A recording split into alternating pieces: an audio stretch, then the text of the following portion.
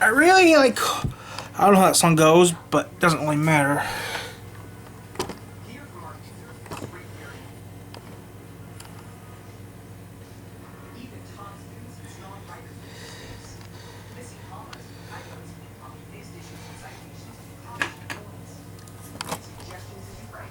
I don't like that stuff.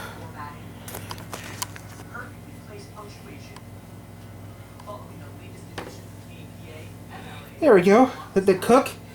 And we let this boil for a little bit until it gets to 212 degrees. I could grill it, but I don't want to grill it because I don't want to get the cook. I don't want to get the grill. So I'm doing it the old-fashioned way. I'm boiling it.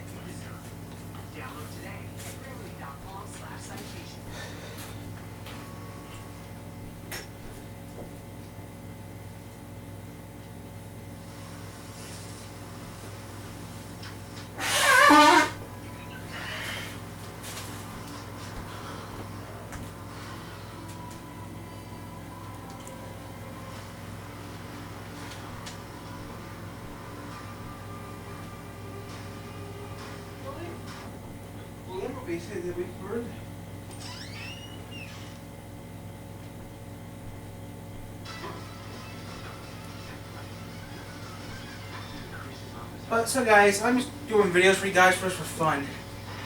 There, so here you guys go.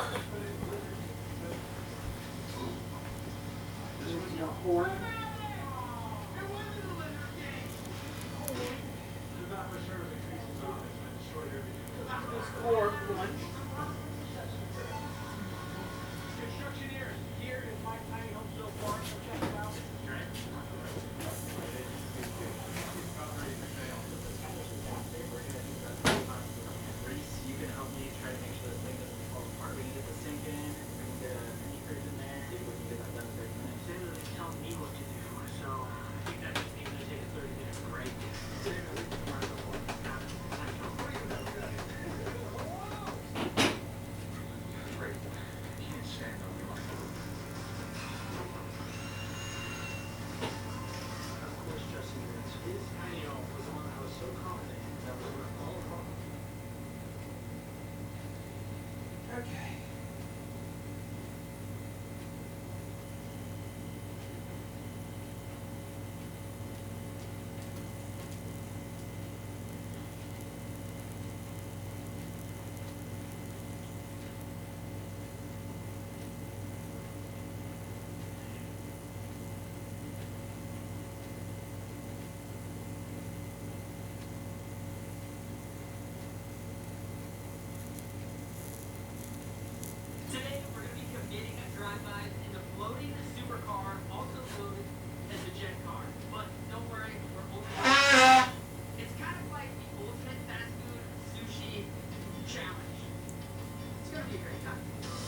The police are pulling you over in that thing.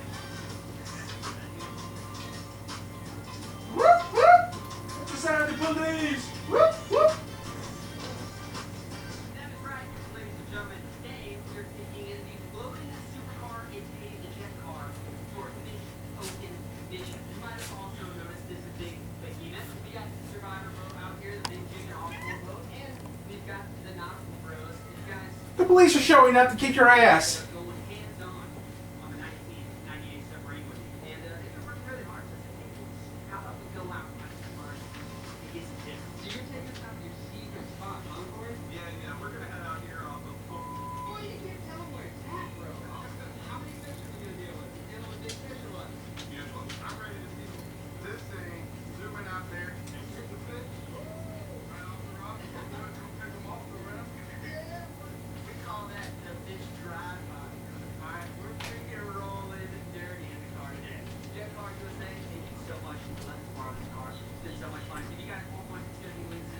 It's going to be very, very expensive to have a jet car.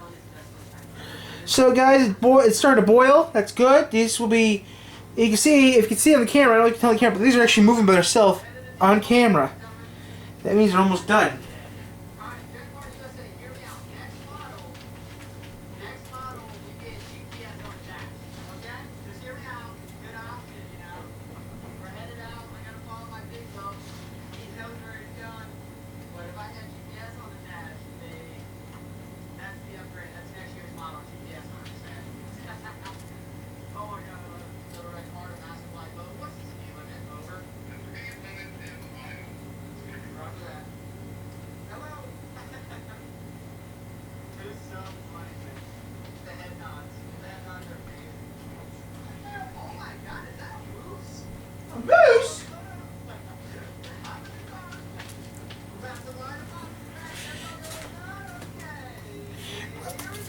Speed is idle.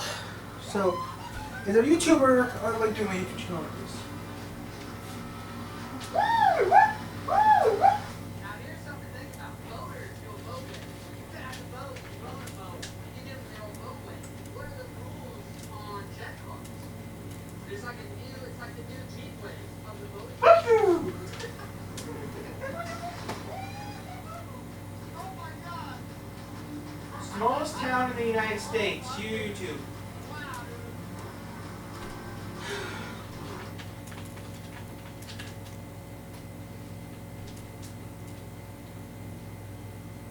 It'd be funny that tired to do one. I know what you're thinking. So many districts that don't exist.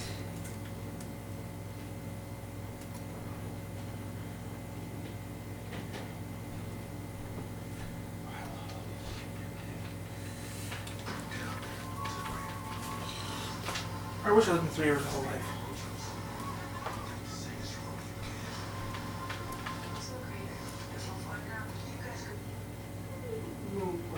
Have you ever fallen in love with a town just by looking at it? Maybe you saw a charming town in a romantic comedy, could have been on a road trip. There's just something about cute towns that stick real with you. cute. Today we're looking Yeah, at some of the Michigan. cutest towns I know of or have been to. These are the types of towns you fall in love with just on looks alone. Sort of like a Sports Illustrated swimsuit cover model with a town. On this video we will be bogging it down with a bunch of stats like crime rates and cost of living and things like that. We're going for charm alone. That being said, keep in mind, good-looking towns are probably a little more expensive than most towns. I would love to do a second video based on towns you suggest, so please let me know in the comment section of this video, and we'll probably do another one. Also, don't forget to like and subscribe. I just time to go to Cold, Michigan, US. Go to Cold, Michigan, USA. Let's take a look. Number 10, Newcastle, Delaware. When most Go to people Colon, think of Michigan, Delaware, there's USA. always something nasty in the news Don't they about do that? Wilmington, and it never seems to be much about the state They do. of small historic towns. Oh, The you put state Colon has in here, one of these videos, There's too. a lot Yeah. of history in Delaware, and you can see it in small town architecture. Newcastle is south of Wilmington on the Delaware River. It's a cute town, even though it's so close to Wilmington, which sucks. But if you want a cute, walkable town, you should give Newcastle and its 5,000 residents a look. And when I say the buildings are cute, it's not just like the official state buildings, museums, and things like that that are holding on to their colonial architectural roots. The homes look like downtown London in parts of Newcastle. Most of the homes are townhomes, and they go for anywhere between $300,000 and $600,000. If you get close to the river, it gets a lot higher, just like any place. The closer you get to water, the more expensive it's Yep. going to be. Newcastle's always kind of reminded me of, even though it's not New England, of like a charming New England town. It just has that vibe. Downtown Courthouse Tomorrow, is we'll the fish. first state national historic park. They have a nice park down there, the Newcastle Battery Park. It's like on the river. I wonder how far it is from It's here. kind of a nice place. Number 9, Hilo, Hawaii. Hilo, Hawaii is on the Big Island. It's not over there on Oahu with, Honolulu and all that, where most of the tourists go. The Big Island has some small towns, Hilo being the largest one on the island. Now, it's not a typical charming town. It's, with a lot of towns, it's the architecture and things like that. This one, it's the nature surrounding the town. If you look east towards mainland, you see nothing but the Pacific Ocean, and that is always something nice to look at. After that, you're surrounded by, not really a jungle, but a lot of tropical scenery, palm trees, things like that. It's a Hawaiian island, so everything's just kind of laid back and a little more relaxing, I guess you could say.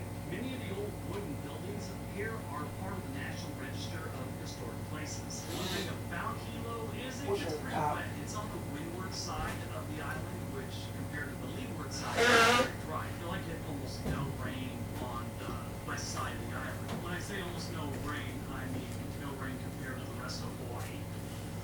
Number 8, Nantucket, Massachusetts. Nantucket is one of those places that's in movies all the time. It can be a drama, it can be a comedy, it can be a romantic comedy. Nantucket always seems to show up every couple of years in at least one movie. Nantucket is a town on the island of Nantucket. It's right out there by Martha's Vineyard off the shore of Massachusetts, Rhode Island.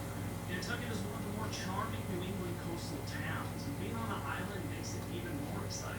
Nantucket has a lot of history, but whaling is what really put this island on the map. As a matter of fact, Herman Melville's classic Moby Dick has Ishmael starting his voyage in Nantucket. The coasts of Nantucket are about 26 miles south of Cape Cod. If you want to get there, there is no bridge. You got to take a ferry or swim, whichever you prefer. Swim 26 miles. They also have an airport too, in case you decide to fly over. If you ever visit Nantucket, you will make your way down to the wharf area, and that's where you'll fall in love with this town. What's not to love about that weather-beaten wooden shingle siding that old colonial homes had on the coast? Even the newer buildings have that same look. It's definitely a walkable island, even though they got a lot of cars there. The streets are really narrow. The town was built during a different time.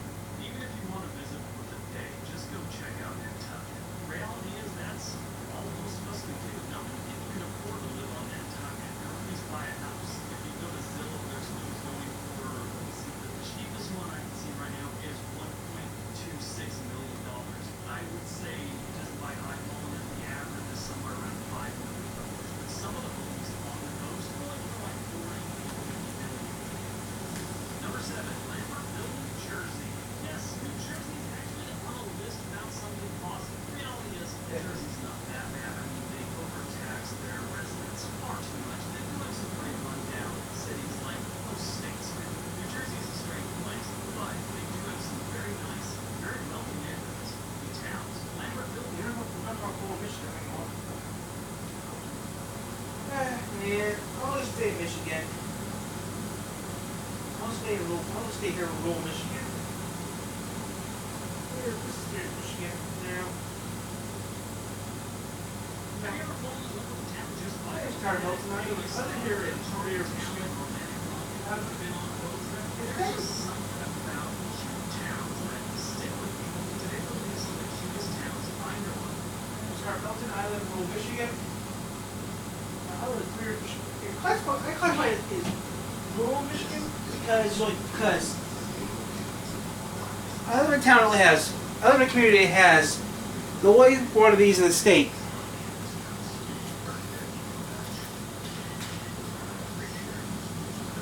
Okay, I think the corn's done.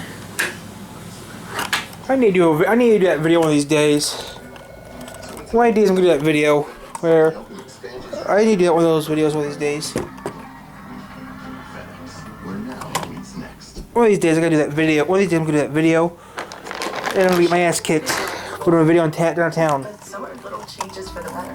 I'm gonna do a video on downtown one of these days. I'm gonna get my ass kicked one of these days. Because I'm gonna bad about how bad the town is, how bad it is living in this little community of 8,000. Hi everyone, I am in rural Texas. Let me show you on the map, like I always do. You can see me there, the blue dot with the arrow. Oh, so you're in Corsicana. Kind of squeezed in there between Houston, San Antonio, and Austin. I like living here in Michigan. How many islands do we have here in Michigan? I don't know, you looked it up. I need to look that up later, guys. So we're definitely off. How many islands Michigan has? I am in the town We have over 10 islands, don't we? of Washington. Very small town here in rural Texas. Population 265. This is downtown, pretty much all of it. But don't let its unassuming 200 people live there? fool you. This is a sacred place Oh, in Texas. It is here in Washington that Texas declared its independence from Mexico. Oh, okay. Now, let me tell you a little bit about today. It is Friday, December 30th. It's right at 10 a.m. It's 68 degrees. No, it just hit 70. I just looked at the thermometer. So it is very comfortable out here. Much of the country is still getting out of that storm or trying to dig itself out of that storm that happened around Christmas. But here in Texas, it's nice and warm. T-shirt weather. I got up this morning, 7 a.m., checked the weather. It was already 66 degrees. She got a bucket out, she got a bowl out. Walked out of the hotel with the t-shirt on. Yes, again. Oh, Perfect I live in- t-shirt weather. And it's a bit gloomy, cloudy. I mean, I live in rural The sun is Michigan. supposed to come out later today. wish I could meet this guy. Tell him, hey, well, guess what? Mid to high 70s. So it's going to be a nice day. Are you in Rural Michigan, don't you? Texas. Yeah, I do. Some interesting I live in Rural places. Michigan. Some butter tastes better with this, too. 3 hours ago.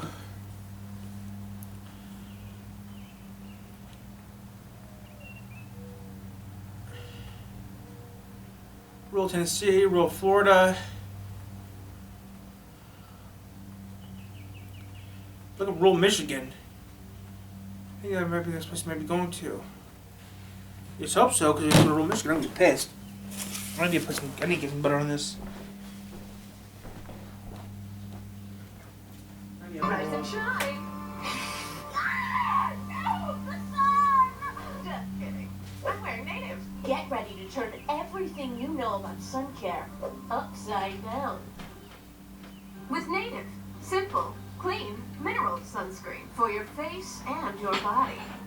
Fifth Floor Native sunscreen is a pain in the neck. It can be so greasy, stinky, and filled with unpronounceable ingredients. I mean, oxybenzone? What even is that? Are they even alive to try it? They're not. But Native is a mineral sunscreen with hand-selected zinc oxide, broad-spectrum SPF 30 protection, and clean ingredients that won't annihilate my sensitive skin.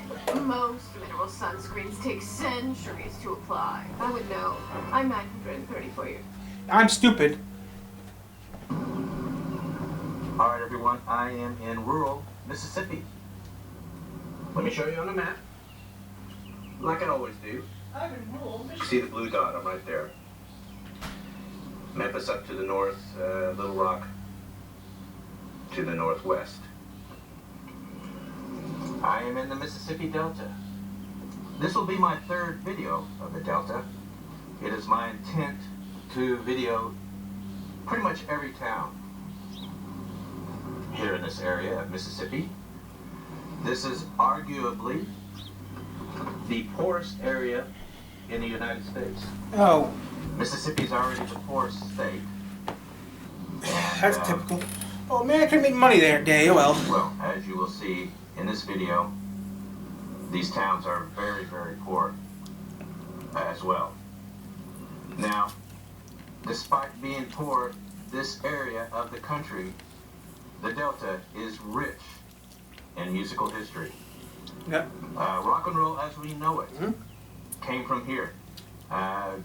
Clarksdale, which is a mere 17 miles west of here, is considered by many to be the birthplace of rock and roll. These bands you listened to as a kid, because I know much of you are older, Beatles, Rolling Stones, Led Zeppelin, Aerosmith, ZZ Top, they were all heavily influenced by the blues, which came out of here. In fact, Rolling Stones got their name from a Muddy Waters song called Like a Rolling Stone. Muddy Waters is one of the great bluesmen in history. In fact, he is often called the father of rock and roll because he grew up in this area nearby over there in Clarksdale. And That was Elvis.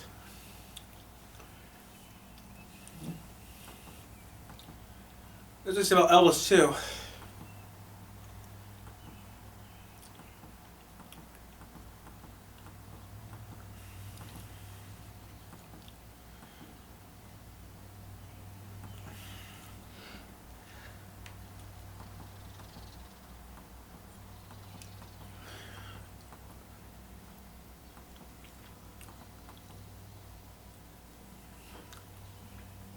Mugwai, Nebraska.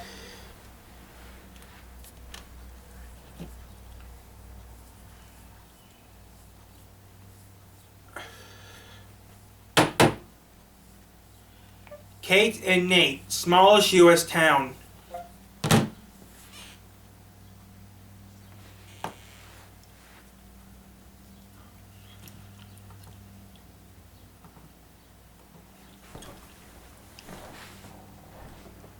We were the smallest town for a while. Do we still wish we were? I don't know, to be a population of 1 and a population of 2 and you're both in the same county, in the same state, I think that's pretty wonderful. What is the population of Monowai? Population 1. Me. The population of Gross, Nebraska is 1, 2. 1, 2. We don't have enough people. It's nothing against the towns, nothing against the people running the businesses. We simply have run out of people out in this area. All we have in town is the bank vault that remains from the Gross State Bank. Then we have a community hall, and then our house and a trailer house across the street. We had a high school here. There was church until, maybe the mid-60s. We have the same paperwork and everything to fill out that Omaha and New York City and every other city has. We don't have an election for mayor. I just let him keep that job.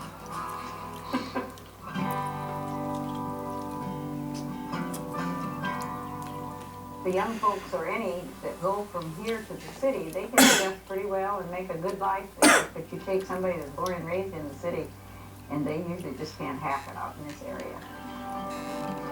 I'm It surprised. never gets lonely living in a town or two. There's always somebody passing through. Values are different. You don't have everything at your fingertips, so you just learn to sit and converse more. I'm not here because I have to be. I can close up and be here anytime I want and go wherever I want. I'm here because I want to be here.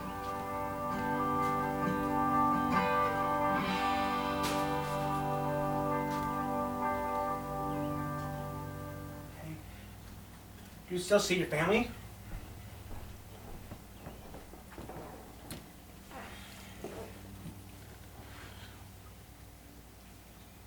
When I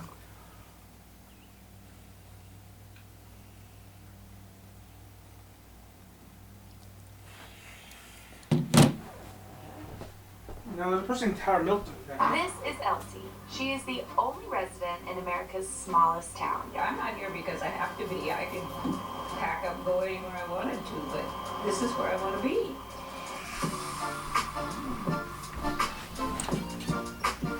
We're Karen May.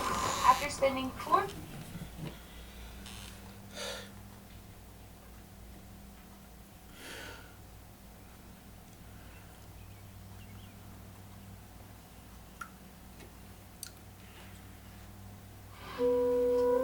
We were the smallest town for a while. Do we still wish we were? I don't know, to be a population of 1 and a population of 2 and you're both in the same county, in the same state.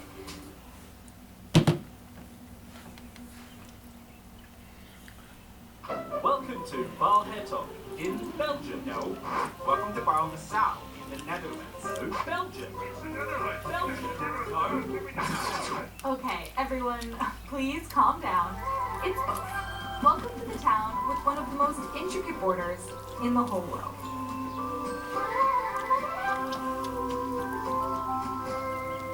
Barl is a quiet, small town with not much going on. Until you look at these crosses. Yeah, that's an international border. And so is that, and so is that. Barl is home to a living border puzzle. Instead of one border crossing, there are dozens of them. And that's because the town consists of 30 enclaves. There are 22 pieces of Belgium surrounded by the Netherlands and 10 Dutch areas in Belgium. The border goes through houses, shops, beer stores, and this means that there are 2 of almost everything for a population of under 10,000. 2 postal services, 2 churches, 2 bus companies, 2 legal drinking ages. There are even 2 mayo toppings at this chicken shop. Yep, this one's Dutch and this one's Belgian. And there's 2 town halls. And of course a meeting room with a borderline in it and 2 separate representatives. So how did the town get into this messy situation? Dat heeft echt te maken met het verleden. Eind 12e eeuw moet ik zeggen, kwam er een hertog van Brabant en die besloot delen van dit gebied over te hevelen aan de heer van Breda, de ruil voor bescherming. And later on, this meant that the Duke of Brabant possessed Belgian land and the Lord of Breda, Dutch lands. En zo ontstond eigenlijk een hele rare situatie. En pas in 1995 zijn de grenzen officieel vastgesteld, zoals we nu vandaag ook nog steeds bestaan. Het zijn twee verschillende gemeentes en toch moeten wij samen beslissingen nemen. En als je het hebt over wegen, als je het hebt over verlichting, als je het hebt over riolering, dat moeten we echt samen doen. Wij zijn een soort Siamese tweeling. Got it. So, head of tourism, Willem. How do you know where your house is if the border goes through it? We have a front door rule, and the front door rule says there where your front door is, that is the place where you have your domiciliary where you are living. But what about front doors that get chopped off by the border, like this one? That's an exception. Living there, you can choose both ways. Like gallery owner Sylvia. This is Belgium, this is Netherlands, and this is my gallery. Okay, now I'm wondering though, Yoshiroso. Molossia is an expression of personal sovereignty, of creativity, imagination, and maybe a little bit of dash of satire. I mean, I like to poke a little bit of fun. It's not easy to do that when you have a tiny country inside a gigantic country. I am President Kevin Bois, the President of the Republic of Molossia. This is my nation. Welcome to the Republic of Molossia. Right over there is the United States, and right over here is our country. My nation is a micronation, which means a tiny self-declared nation, usually located within another country, as is Molossia inside the United States. The United States does not recognize Molossia, although we did get a very nice Christmas card from President Obama. I would say that the U.S. considers us sort of an extension of free speech. For the record, we do pay taxes. However, we call it foreign aid. You've seen their roads. The U.S. needs all the help they can get. So we're there for them. We like to do things that are different and unique and unusual in Molossia. We are actually very proud of our space program. Oh, yes! Molossia does have currency. It's called the Valora, which means valuable in Esperanto, which is our second language. We also have our own measurement system. Our total population right now is 32, and we have our own time zone. Many of our civil servants in Molossia are mannequins because they don't complain, and they don't charge a whole lot, never go on strike, that kind of thing. There are hundreds of micronations around the world in just about every country you can imagine. The Conch Republic, which is Key West, Florida. Sealand, very famous micronation located off the coast of Britain. It's really an amazingly creative group of people that decide they want to have their own country. I originally founded the Republic of Molossia back in 1977 when I was 15, and I just stayed with it through the years. It is a lot of work running Molossia because I want Molossia to be a functioning nation. I want it to be as much like a larger nation as it possibly can be. I love being the president of Molossia. I really do. And second only to my family is one of my great loves in life.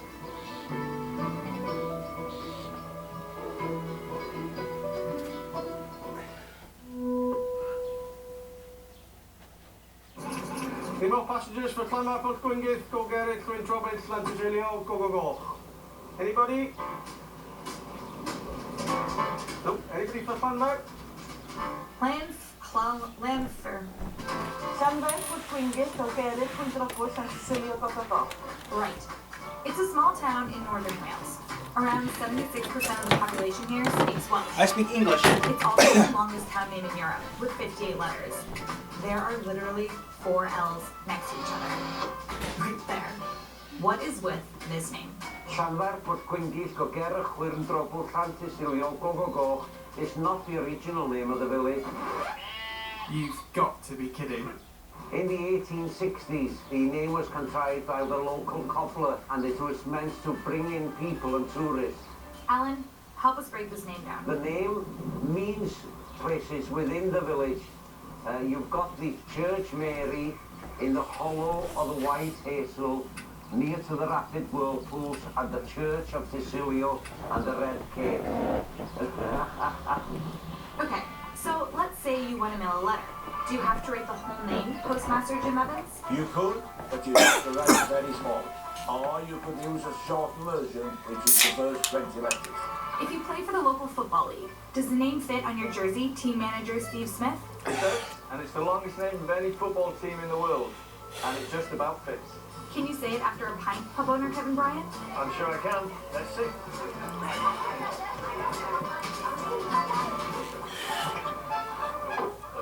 Father Puck, we get go get it. Santa Silio, go go go. God, you're cute. But can you put it in a song?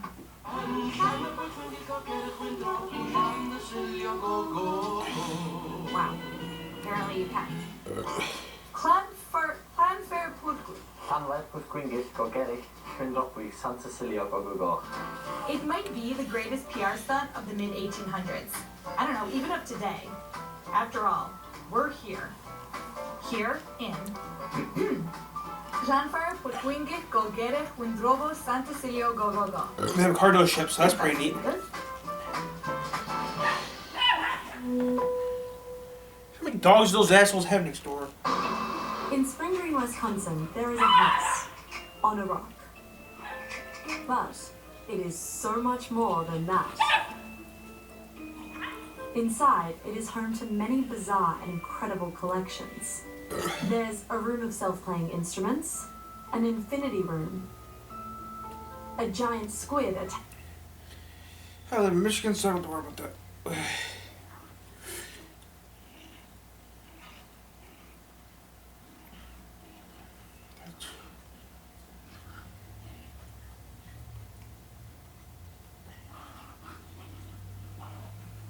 The fattest town in the U.S. Not watching that. We'll go right to this video though. I'm ready to earn my DSN, but I need a school that understands a nurse's schedule. WGU gets me. Accredited I wish I had a better job, but oh well. I can take tests. Eventually I gotta do something eventually with For these the two. next 24 hours, we're going to be staying on our brand new houseboat, which we have deemed the Catch and Cook Cabin, or the Jig Crib. We haven't really decided on a name yet. It's not even old cock yet. The new one. I already did.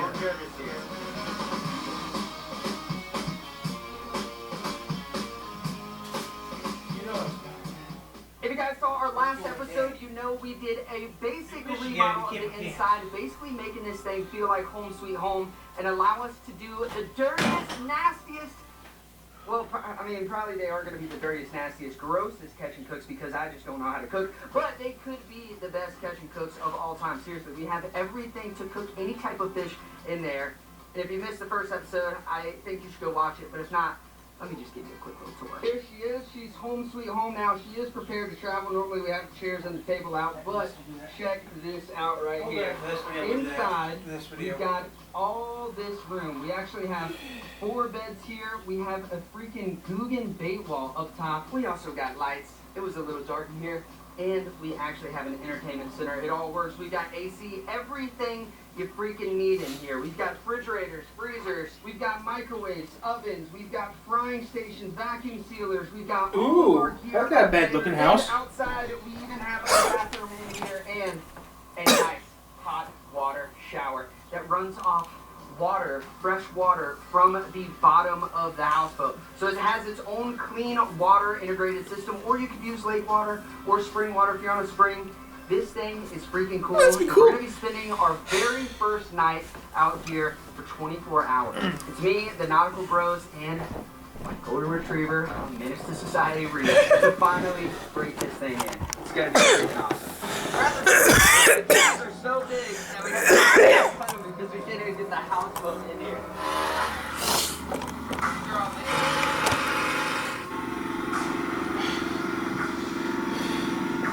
All right.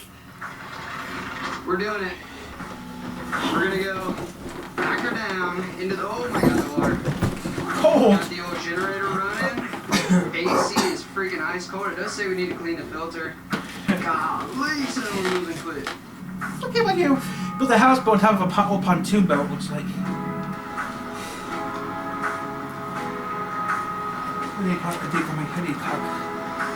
Yeah, we're driving a houseboat. We're doing houseboat things. This is always so weird. Wow. I got her up full speed here. She does move, I will say that. I'm currently the only one on the houseboat right now. there's some technical difficulties. The technical difficulty is the wind is howling, son, and I am like, I don't know if you can see where this pole is, like it's just moving. The wind is blowing me, so I have the motor on because I have to keep moving around. But this thing is like certified parachute in the wind here, so I had to get away from the boat ramp. We actually have the jet boat. It's going to be coming out, and that is going to be our ability to fish and bow fish tonight. We're basically using the houseboat as a hotel on the water, if that makes sense. But I forgot my phone and the keys to the jet boat, so now I'm just out here stranded. I don't even know how we're going to get this back on the boat ramp, but either way, I'm in the houseboat, baby. That 2-stroke. I'm going to have to put a 4-stroke motor on this because the freaking fumes in here, it's strong. By the way, we're gonna have 3 dudes and a dog sleeping in here tonight, and I think I'm definitely picking the bass bed. I'm claiming the bass bed as mine. Alright, come on, Reed. There you go, buddy. We got the houseboat anchored. We finally got the jet boat tied up to the front of the houseboat. Now, you might be wondering, why the heck you guys need 2 boats? Well, here's the deal. The houseboat is not very freaking nimble. Come on, Reed. Let's go with it. There you go, kid. The houseboat is not very nimble at all. So once we got the houseboat anchored, this is what we're going to use to fish. We're going to use this to bow fish tonight. This is like our go-get-em-mobile. Kind of reminds me a little bit like when I went to the Amazon and we had the mothership and then we had the day boats. So this is our mothership. There's where we're sleeping, cooking, hanging out, and this is our go-get-em-mobile. So that's kind of the process. And I think that's what we're going to have to do moving forward when we're out in the ocean. Have the Coast Guard boat be our go-to vessel, and then this be the houseboat. So, I don't know, I think that's the deal. So we finally got the houseboat all settled in, we're chilling, but as you guys know, it's the Catch and Cook cabin, which means we gotta catch some freaking fish, and we have a sponsor of today's video that's gonna help us do that. Surprise, surprise, boys, I got you all a gift, because the sponsor of today's video is Shady Rays, and I actually don't know who has what. So, oh boy, oh boy, oh boy, I got the wild ones. Oh man, oh, Reef wants them. Reef, you want them, buddy? Here you go, you want them? Reef likes them. He likes them, dude. Oh, what's up, buddy? He likes it. Dude, he's like, man. Shady Rays is an independent sunglass company that offers high-quality eyewear at a fraction of the price that you'd expect to pay. Shady Rays sunglasses feature durable frames, clear optics for all of life's outdoor activities, including catching those big old largemouth bass. Shady Rays protects your eyes from the sun with premium polarized lenses that are built to last. Shady Rays backs every pair of their industry-leading lost and broken replacement program. If you lose or break a pair, even on day 1, they'll send you a brand new pair, no questions asked. As you guys know, today we're on the Catch and Cook cabin, but you normally see me underwater treasure hunting, and you know I find a ton of sunglasses. It's one of the most common things that we find. But with the replacement program, if you were to lose your sunglasses and me find them underwater, you can actually go through their return program and get a brand new pair. If you're not satisfied with your Shady Rays, you can exchange them for a new pair or return them for free within 30 days. With every order, the Shady Rays Impact Program works with nonprofits worldwide to make an impact on the lives of children and young adults, like building play sets for pediatric care patients and creating adventures for young adults with cancer and MS. You and Shady Rays are making an impact together. Right now, when you buy 1 pair of Shady Rays, you'll get a second pair for free. Go to shadyrays.com/jiggin and use code JIGGIN. Thank you, Shady Rays, for sponsoring. Hey, can I have some money, Mom? Hey, Mom, give me some money. My friends look cool and actually be able to see through the water while we're fishing with these polarized lenses. Oh, you're the first going to the bay wall. What do you want? Oh, that's my favorite, dude. Look at this. Look at this. So, this is a brand new bait by Guggen Baits. So, electric shad. It's the Happy Trailer. This color is crazy. What else you get? Oh, Flamin' Hot. Flamin' Hot. Pretty good. Flamin' Hot's one of my favorites too. But either way, we're getting set up. We got our baits from our bait wall. Could you use extra help to meet basic needs? Visit ssa.gov/SSI to learn about supplemental security income. I already get SSI, stupids. Well, good point, Trav. That's good stuff. And Corey, look at Reef. Reef's trying to freaking eat baits, but Corey and BJ are all ready. Hey, we made a pit stop at the old bait shop inside. We got some Happy Trailers and whatnot. So Get them electric? we did electric shad. I know. We got our baits from inside the bait shop of the house. Now it's time to hop on the jet boat and see if we can catch a fish. Even if we catch a little bass, it's gonna be the first victim of the Catch and Cook cabin. Let's get it. Oh, Reef. Oh, shit. You got it. Come on, man. That was a powerful speech. You just popped off the board. We're gonna be fishing the grass. I've got the old Guggen frog on. Guggen frog? Dart on. You've got Mondo worm on. Everybody's got their Shady Rays on. They're actually sick because they are polarized, so they're actually gonna work for today. No way! No way! Good one? Yes, perfect eater! Perfect eater! That's our catch and cook victory! That, by the way, is reef tax. Anytime you catch a fish, you gotta pay your taxes, because I don't know what it is. Ever since he was a little kid, dude. What did you teach this dog to do? That honest to God, that is a perfect that is a perfect eater right there. All right, Mondo worms to move. Well, that is funny because I literally just grabbed the Mondo worms. We are definitely gonna have to restock the old houseboat. We're gonna have to put some Mondo worms in there. Freaking finally on with the sprayed lettuce Mondo. She's ready to rock and roll now, boys. It's the big fish catcher. Oh, now we're fishing, baby. Most people drink beers when they're fishing, but I'm still stuck in my 12-year-old era, and I'm drinking Red Bull. Trav is on. Trav. You got one? A good one? Oh. Damn, dog likes fish. Okay, that was a dumb shot. That's just dumb. I'm gonna change it. I can't believe how late it is. I just farted and boy, it felt good. I wish I lived in the worst. I wish I lived in Otter Creek. The smallest town. The smallest town in Michigan.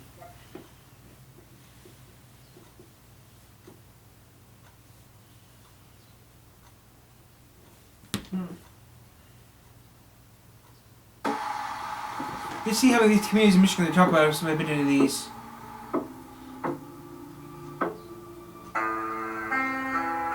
Been to Mackinac Island. You see how many places in Michigan I've been to. Been to Mackinac. Never been to South Haven, I don't think. So something doesn't count. Nope. South Haven. Petoskey. Been to Petoskey, Michigan. Petoskey, Bayview. Been there. Been to Traverse City, Michigan. Actually been to Acton, Michigan too. Counts. Nope, never been there before. Never been to Tristan. Never been to Saugatuck, Michigan either. Saugatuck's on the lake. Hillsdale, been to Hillsdale, Michigan. Carver Harbor, been to Carver Harbor, Michigan. Population 25, been to Carver Harbor. Nope, never been to Canedale. Frankie Booth, never been to Frankie Booth, Michigan. 5. Clairvax, been to Clairvax, I think. Been to Clairvax at least once.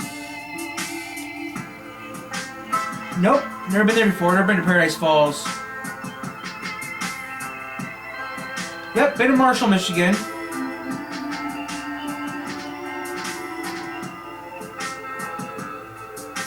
I don't know about that town.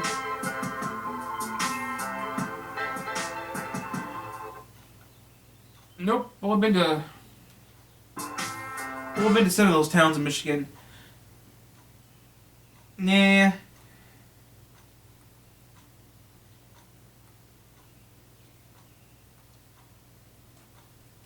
So I've been to some of those towns that you showed. Take a tour of a place from the comfort of your phone. It's already 10 o'clock. It's already at noon. We're gonna stop playing at noon. I didn't know we're gonna play some games at noon or. Yeah, mostly start reading around noon. All Americans making under $50,000. Did you know? Yeah, I've been living in other parts of Michigan that don't exist. Like the high school will shut down.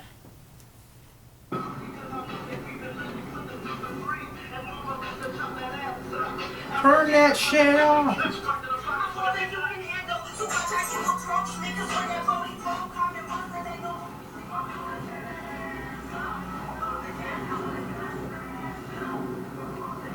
Turn that shit off. That's what I tell people to do. Have you heard of this thing called... Those have been Harlem. I would never want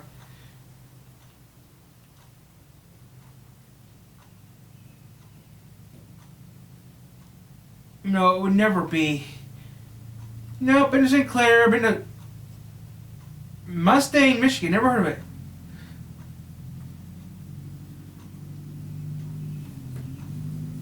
Mm-hmm. We know where to live is. Michigan, the land of wolverines, the region of lakes, the domain of all who hunt. Some might say Michigan's the prettiest state of all. It's an outdoor paradise, and there's really pretty farms everywhere. The people are super cool, most of them. Mm-hmm. What's not to like? A lot. Just like about every other state in our fine nation, Michigan has its good and its bad. Detroit got It's better. not all like this. Many of the state's largest cities are more like this. For the next 12 minutes, we're going to talk about the bad places in Michigan. Some I've been to and seen Detroit's got better. Others were suggested by you. But all the places we're going to talk about rank terribly when you measure good things that Michiganders care about. There won't be many surprises. You forgot orange. Is your hood going to be on here? Are there going to be any places from the UP? We'll find out. So let's delay that trip. There's only little to no crime in Peninsula of Michigan. Visit the worst places to live in Michigan. English is 2 buildings. English is a dump and a house. Where's this? This could be anywhere in Michigan. But it's not just anywhere. It's the city of Inkster, a little city in Wayne County, about halfway between downtown Detroit and the airport, or as some 2 years people call ago. it, Stinkster. Why, might you ask? Is Inkster. little Inkster He was struggling? 12. Okay. Crime and poverty mostly. Sorry, baby. That's going to define most of the bad places to live in this state. Inkster is the 11th most dangerous city in Michigan. I mean, look at the crime. Clearly, Detroit's a dump, but that darker colored square right there, that's Inkster. Back in the day, hard-working Americans who worked in Henry Ford's Dearborn that's factory what Ipsy lived is. here in Inkster. But Oh. this place is way different now. Okay, so Inkster's in between Ypsilanti and Detroit, according to this map here. Inkster is in between Detroit and Ypsilanti. Fella, you can buy a home here for $25,000. Half my house Your mortgage cost. payment would be about $162 a month, which is like basically nothing. This guy says it's just plain ghetto, which is mean. Somebody else says it's even worse than Ecorse. It's a place where living the hood life is embraced, and there are gangs that roam the streets, and that is just so mean of him to say that. Our pickup truck did not take on any gunfire, so that's good, but we still have a while to go. Our next stop is in Battle Creek. or Battle Crack. Hey! Now, I'm not making How up about that all Battle the Creek? names. That's all you mean. Battle Creek's over there Michigan, somewhere. making up all these weird monikers. Marshall's Battle not bad. Creek is kind of out in the middle of nowhere, sort of Marsh- like Kalamazoo. Is it Marshall? Now, on Marshall's paper, pretty good. Battle Creek is bad, but not bad. The only statistic that Battle Creek ranks terribly on is crime. It's the ninth Yep. most dangerous place in the state. But you Michiganders would not stop sending me notes to let me know how much you say you think Battle Creek is bad. And one leading website, kind of, called it the second worst city to raise kids in the whole country. The only worst place to raise a kid in is a little place in the middle of New Mexico. A quarter of kids here live in poverty, sadly. Only a fifth of Battle Creek children attend preschool, and only 75% of teens ever graduate. It's pretty sad, actually, that kids start off life with such a setback. Drugs are bad here, too. But there's always good things to talk about, right? Like, Battle Creek is still a leading center point for cereal manufacturers, Yep. despite a majority of cereal jobs having moved away. These big cereal companies continue to Post invest Kellogg. in the community of Battle Creek. So let's hope this city can make a comeback. Now let's all thank the hard-working Battle Creekians who work so hard to prepare that cereal that we get to enjoy. Hey, it's General Mills. That's Minneapolis St. Paul. Wrong company, asshole. General Mills is something else. That's General Mills. General Mills are not made. On 94 and head east. We'll go about 40 miles until we come to Jackson, or as Michigan foot. Pop quiz. General Mills is not in Michigan. General Mills is in Minneapolis St. Paul, Minnesota. Not in Michigan. General Mills has never been in Michigan, to my knowledge. Let's call it Little Detroit. Now, outlying. Jackson's not that bad. Isn't so bad, but you better be packing in some parts near downtown. That's likely the reason the population here is about half of what it was at the peak in the 1930s, when they were still making automobiles. This astute Jacksonite says he would like to see Jackson bulldozed. He says crime and drugs are out of control, police are overwhelmed, there aren't any decent jobs, and the buildings are tired and worn out. And there's a big prison in town, which is probably overcrowded. All of that may be true, but there's still plenty of good auto-related jobs here for those who are motivated to get out of bed and obtain them. Famous people from Jackson include venerable actor James Earl Jones, a few sorta notable athletes, and Miss USA 2019 Chesley Christ. That's nice. Michigan's capital sadly, is a bad place to live, apparently. Lansing. According to the people in the state of Michigan. On paper, it isn't terrible. Try DC. It's low, but not wow low. Crime is the 13th worst, and incomes and poverty levels are in the bottom 15%. Come on, Lansing gets better than some places in the world. Video, I State. think that you guys insisted I include Lansing in an updated video.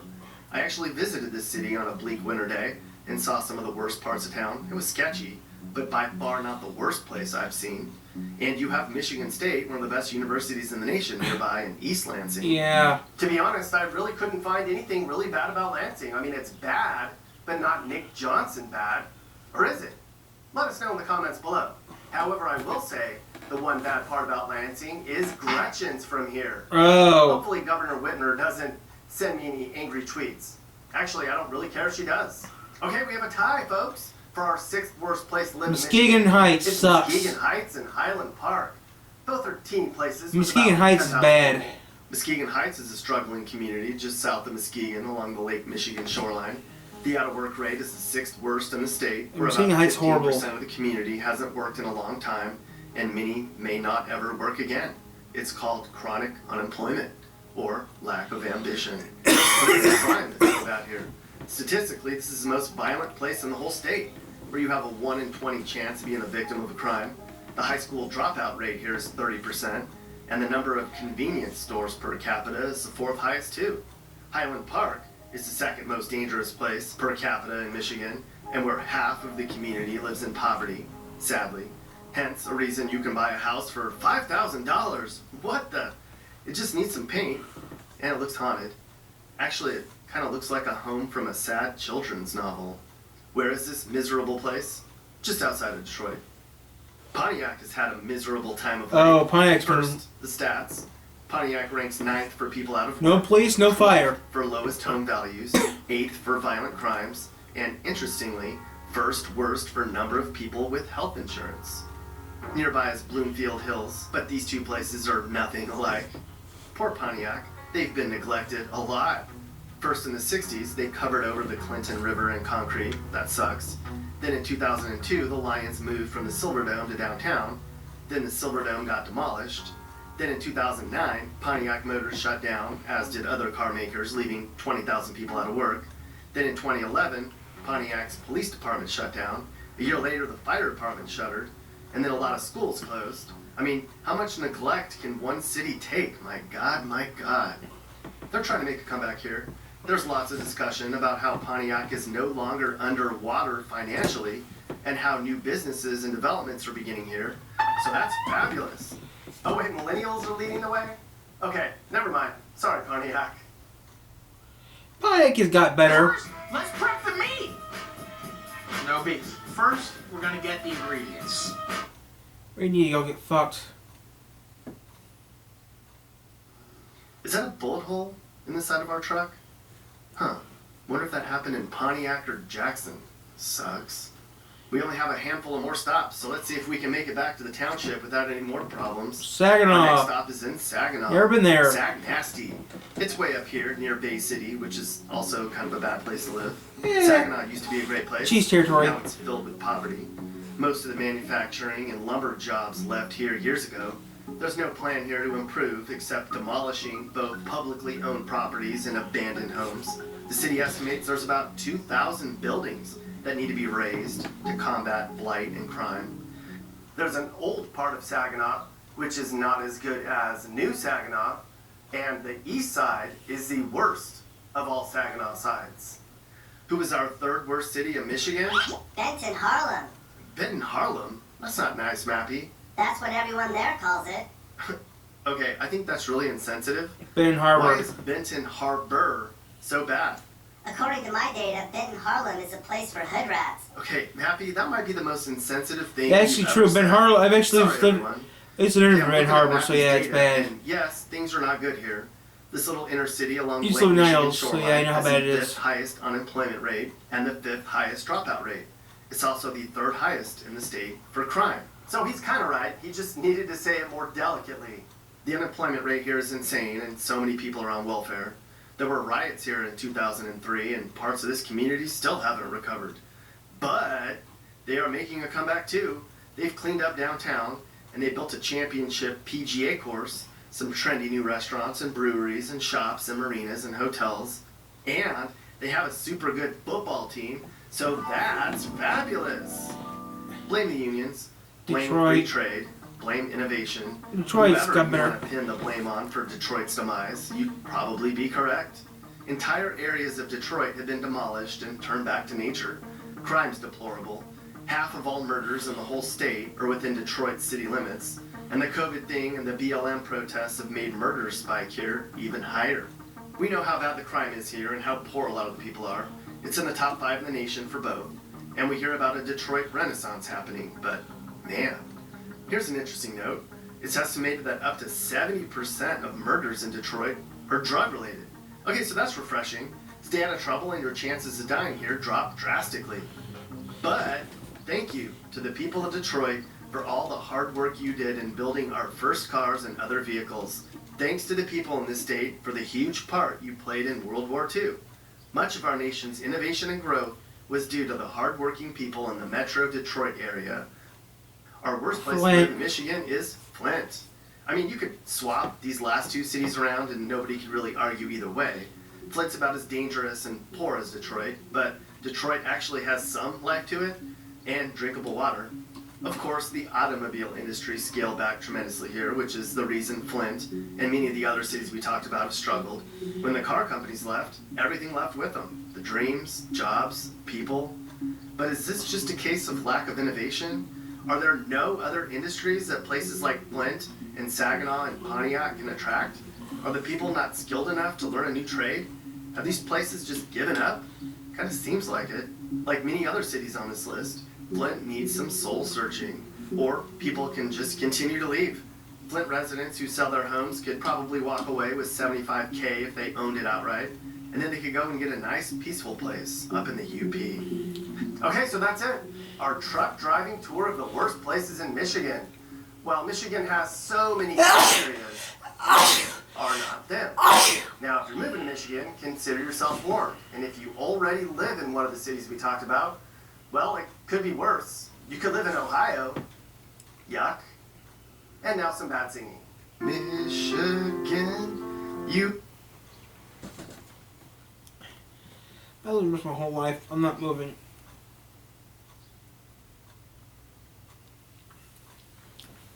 Ingalls is gone. St. Joseph County. The sailboat. Fascinating mysteries.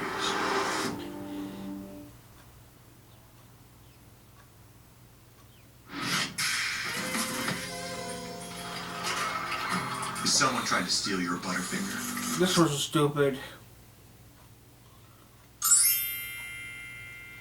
Hey sightseers, Sightseeing Sally here. I'm back, at least intermittently. I don't know how well I'll be able to stick to a set regular schedule right now.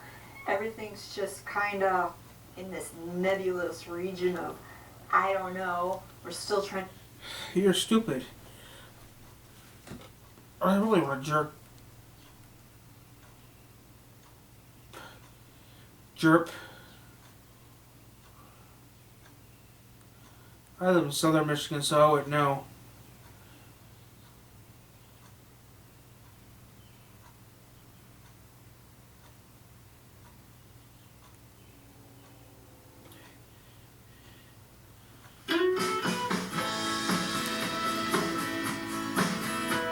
Rover TV.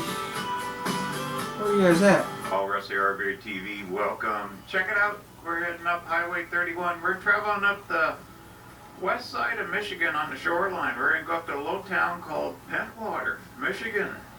Pentwater? It's not far from here. Oh, I don't know. That's too far up. Right, we made it. It's supposed to be a little... Nope, not going to Pentwater. Pentwater's too far from here. Show me Muskegon, which is the...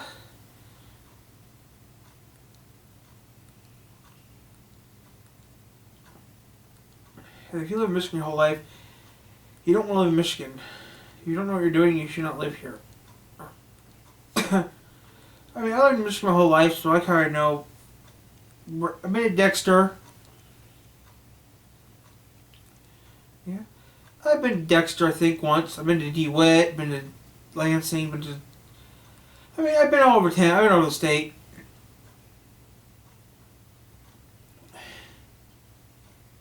Never been there before.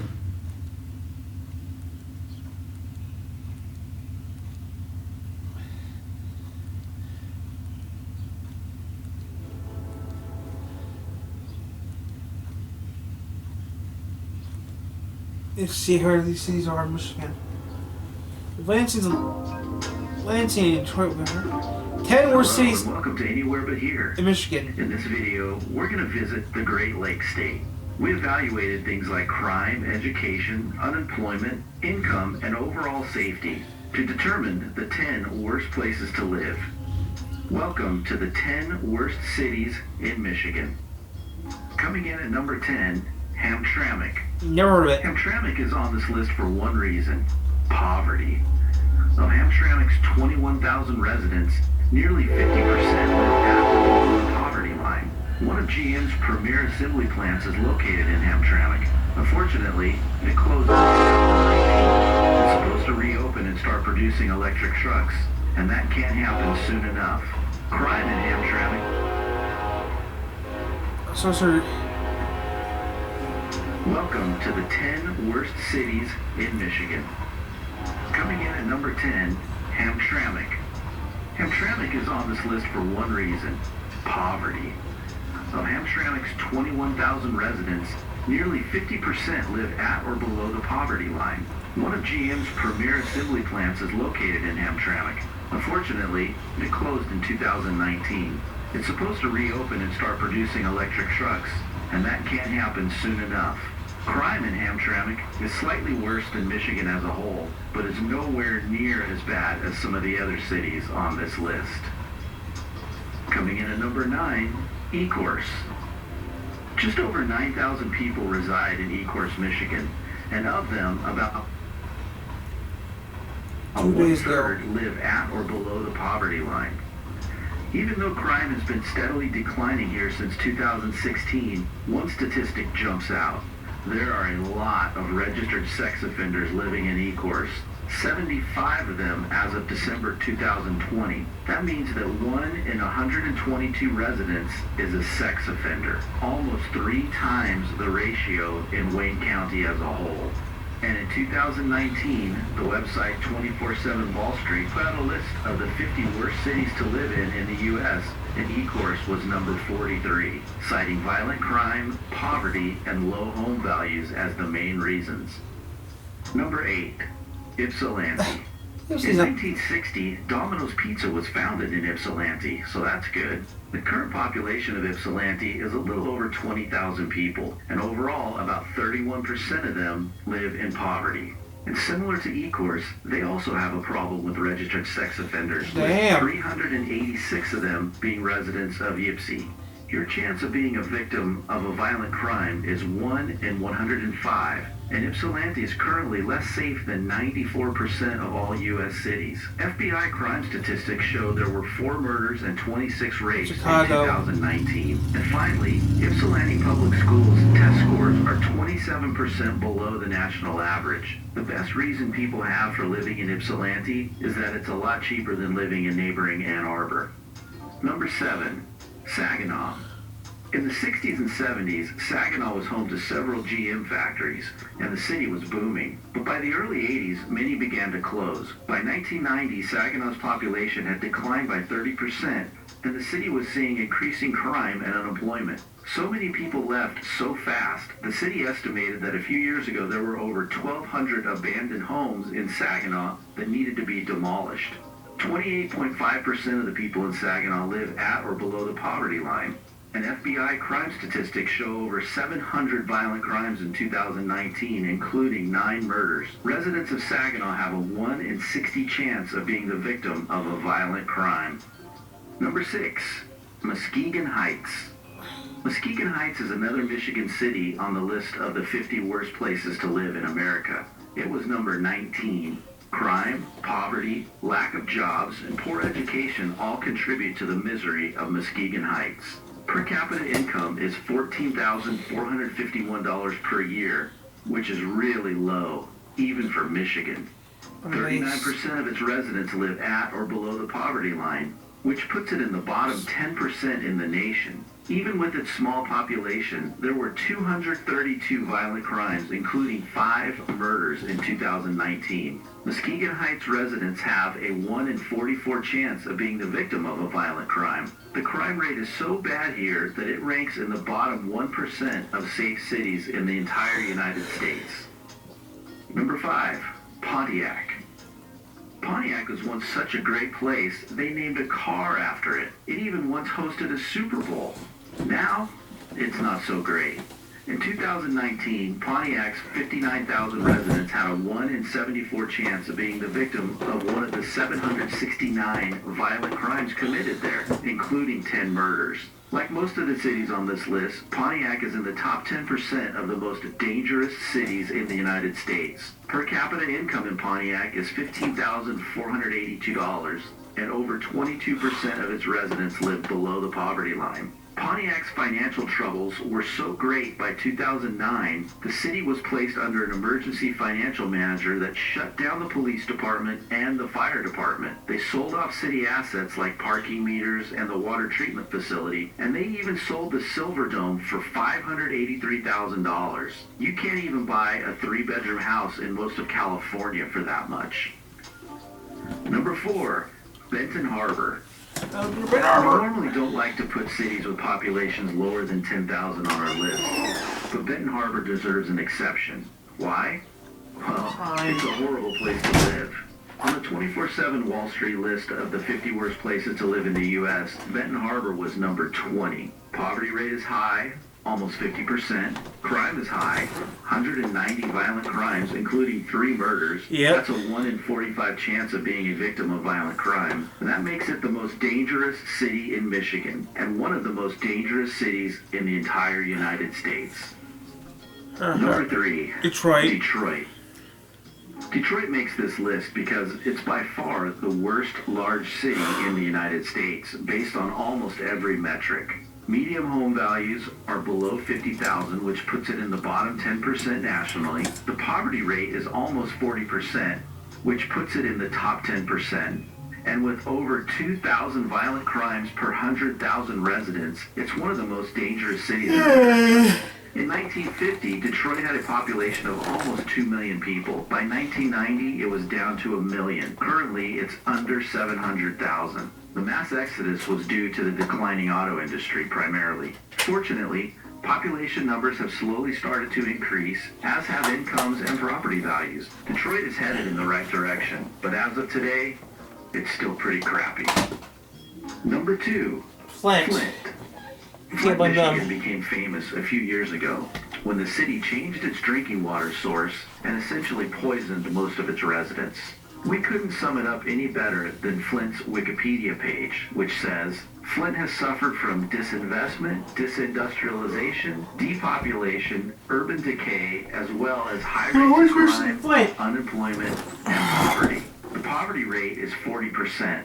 Median home values are 30,000, and residents have a 1 in 55 chance of being a victim of a violent crime, making it more dangerous than 90% of U.S. cities.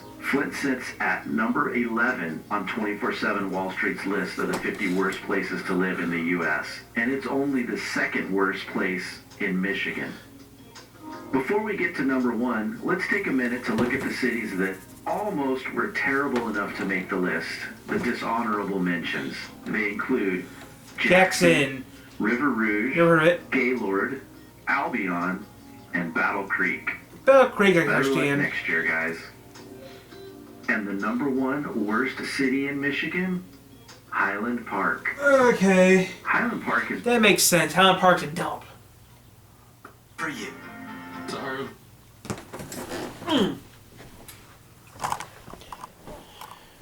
Highland Park makes sense. Highland Park's a dump. I lived most of my life, so I'm going to take a nap. Yell the kitty cats in first, and I'll take a nap. I'm going to turn you guys off right now. More later.